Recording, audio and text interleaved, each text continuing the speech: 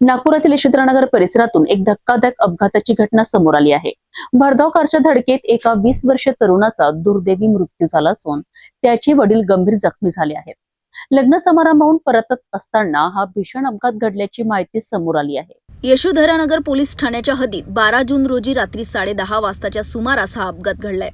फिर्यादी पिंटू बारापात्रे यांचा मुलगा निलेश बारापात्रे आपल्या मित्राच्या मोटरसायकलवर मागे बसून घरी परतत होता।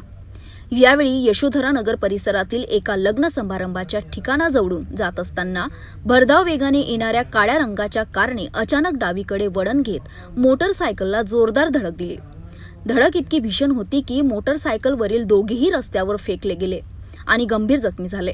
घटनास्थळी उपस्थित नागरिकांनी तत्काळ दोघांनाही उपचारासाठी आशा हॉस्पिटल येथे दाखल केले।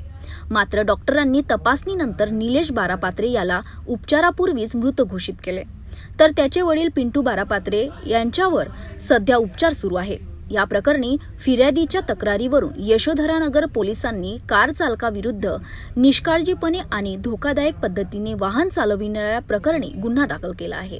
पोलिसांकडून अपघाताच्या नेमक्या कारणांचा तपास सुरू असून संबंधित वाहन चालकावर पुढील कायदेशीर कारवाई करण्यात येत आहे।